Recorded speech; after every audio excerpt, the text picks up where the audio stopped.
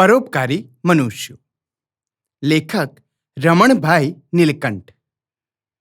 રમણભાઈ મહિપતરામ નીલકંઠનો જન્મ અમદાવાદમાં થયો હતો. તેમણે નવલકથા, નિબંધ, વાર્તા, કાવ્ય જેવા સ્વરૂપોમાં લેખન કર્યું છે. ભદ્રંભદ્ર તેમની હાસ્ય નવલકથા છે. રાયનો પર્વત તેમનું પ્રશિષ્ટ નાટક છે. આ હાસ્ય નિબંધમાં કહેવાતા પરોપકારી મનુષ્યો પર લેખકે ખૂબ જ સરળ ભાષામાં કટાક્ષ કરીને હાસ્ય નિષ્પન્ન કર્યું છે. લેખકને આંખે આંજળી થાય છે ત્યારે જુદા જુદા માણસો જુદા જુદા ઈલાજો સૂચવે છે. જેનું પરિણામ કેવું આવે છે તે તો આ નિબંધ વાંચવાથી જ જાણવા મળશે. એકમ સમજૂતી. મને એકવાર આંજણી થઈ હતી. 2-3 દિવસ મેં કાંઈ ઈલાજ કર્યો નહીં. એમ જાણ્યું કે મટી જશે. એમાં શું ભારે દરદ છે? પરંતુ આંજણીએ બહુ પીડા કરવા માંડી એટલે અમારા ઘરના ડાક્ટર પાસે ગયો. તેમણે કહ્યું, એના ઉપર કાંઈ લગાડવાની જરૂર નથી. પાકે એટલે મારી પાસે આવજો, નસ્તરથી ફોડી નાખીશ. બહુ પીડા થાય તો શેક કરજો. હું ઘેર આવ્યો ત્યારે અમારા કુટુંબના એક મિત્ર મને મળવા આવેલા હતા. તેમણે પૂછ્યું, ભાઈ ક્યાં જઈ આવ્યા? આ આંખે શું થયું છે?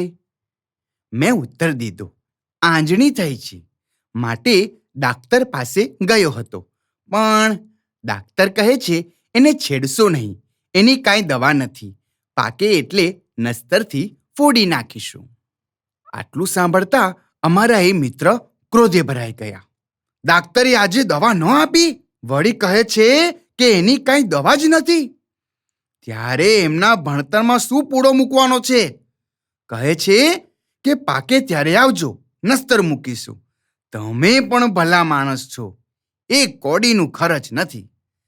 તુવેરની દાળ ઘસીને ચોપડી દો એટલે નરમ પડી જશે. મેં કહ્યું, બહુ સારું. નોકર પાસે દાળ ઘસાવીને ચોપડી. સાંજના બજારમાં કાંઈ લેવા ગયો તો દુકાનદાર કહે, સાહેબ આપને આંજણી થઈ છે તો જવ ઘસીને કાંઈ ચોપડતા નથી, મફતની દવા છે. ઘેર અમારા ઘરનો જૂનો મુનીમ આવેલો હતો. આંજણીની હકીકત જાણીને તે કહે, બધી વાત જવા દઈને કેસર ધોળીને ચોપડો. મારા બનેવીને, મારા ભાણેજને અને મારા ફુવાને થઈ હતી ત્યારે અમે તો એ જ ઈલાજ કર્યો હતો. રામબાણ ઉપાય છે, ઘડીકમાં જ મટી જશે. કેસર મંગાવી મેં લગાડ્યું. બીજે દિવસે હજામત કરવા કેશવ આવ્યો. તે કહે, સાહેબ બીજું બધું ફાવે તેમ લગાડ્યા કરતા સિંદૂર મંગાવી દાબી દો તો તરત જ આંજણી બેસી જશે. સિંદૂર પણ મેં દબાવ્યું. બીજે દિવસે મારા ઓળખાણવાળા એક શેઠની મિલના ભૈયાજી કાંઈક કામસર આવ્યા. એમણે કહ્યું, જી इसमें क्या बात है? 8 दिन एक छोटा कटोरा भंग पिया करो, देख लेना इसके आगे डॉक्टरों की दवाइयाँ क्या चीज है. પરંતુ હું ભાંગ કે બીજો કોઈ કેફી પદાર્થ પીતો ન હોવાથી મેં એ સલાહનો અમલ કર્યો નહીં. મારા વૃદ્ધ માસી પૂંજાનું ચંદન ઘસતા હતા. તે કહે, ભાઈ આ ચંદન લગાડીજો. મેં ચંદન લગાડ્યું. જમતી વખતે રસોઈયો કહે, સૂંઠ ચોપડો. મેં સૂંઠ પણ ચોપડી. ખેપ લઈને ધોબી આવ્યો. તે કહે, લવિંગ ઘસીને ચોપડો. બળતરા બળશે પણ આંજણી ઊભી જ નહીં રહે. લવિંગ પણ લગાડ્યું. કેમ કે આંજણીના વધતા જતા દુઃખથી હું કંટાળી ગયો હતો અને કાંઈ કરતે આરામ થાય છે એમ વિચારી આ પરમ દુઃખ ભંજક મનુષ્યોની સલાહો એક પછી એક જોતો હતો. હું ઓટલો ઊભો હતો તેવામાં ગોળ વેચનાર વેપારી આવ્યો. તેણે કહ્યું, શેઠજી અમારા લોકો તો આવી આંજણી થઈ હોય તો એના ઉપર ગોળનો ચપકો દઈ દે. છરીના પાના પર ગોળ મૂકી તેને તપાવી લગાવી દેવો. ગરીબ માણસનો ઉપાય છે. અમે ડાક્ટરના પૈસા ભરીએ તો મરી જઈએ. ગોળનો ચપકો તો શેક જેવો જ માની તરત લગાવી દીધો.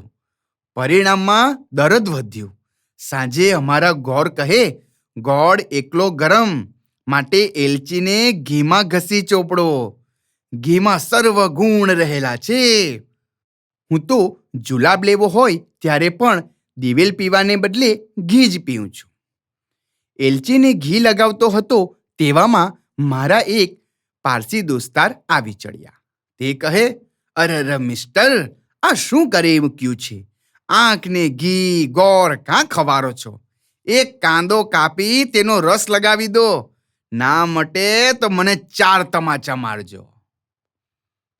જેમ તેમ કરી કાંદાની દુર્ગંધ વેઠીને મેં રસ પણ લગાડ્યો.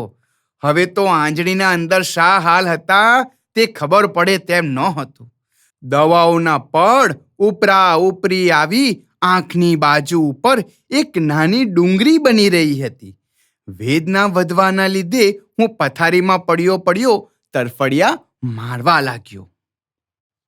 તથા હવે કોઈ પૂછે તો કાંઈ કહેવું નહીં, તથા નવો ઉપાય અજમાવવો નહીં, એમ મેં નક્કી કર્યું. એટલામાં મને ઠીક નથી જાણી મારા એક વિધવા ફોઈ ખબર કાઢવા આવ્યા. તે કહે, ભાઈ, તમે અંગ્રેજી ભણેલા તે ગણેલા નહીં. હું તો મને કાંઈ પણ થાય ત્યારે જરા લોટ ઘીમાં શેકી ખાઈ લઉં. જો બદામ હોય તો થોડી નાખું, નહીં તો ખાંડ ને લોટ તો ઘરમાં હોય જ. તાવ આવે, ઉધરસ થાય કે વા આવે, માથું દુખે કે સડેકમ થાય તો પણ મારો તો એક જ ઈલાજ છે. ફોઈનું લાલ ચણોઠી જેવું શરીર જોતા એ ઉપાય અજમાવવાની વાત મારા મનમાં ઉતરી. વળી શીરાનો સ્વાદ પણ કોને ન ગમે? માટે બીજા ઉપાય કરતાં ઘણી વધારે ખુશીથી ફોઈનો ઉપાય શરૂ કર્યો અને 2-3 દિવસ ચાલુ રાખ્યો. પણ આંજણી તો કશાને ગાંઠે નહીં. અંતે પાછો ડાક્ટરના ઘેર ગયો. તમામ ચોપડેલી દવાઓનો ડુંગર ખોતરી કાઢ્યો અને અંદરથી આંજણી નીકળી એટલે તેના ઉપર નસ્તર મૂક્યું. બગાડ નીકળી જતાની સાથે જ આરામ લાગવા માંડ્યો. મારા જે હિતેચ્છુઓએ મારી દયા ખાઈને મારા દુઃખનો ભાર ઓછો કરવા કાળજી રાખી હતી તેમનો જાહેરમાં આભાર માનવાની આ તક લઉં છું.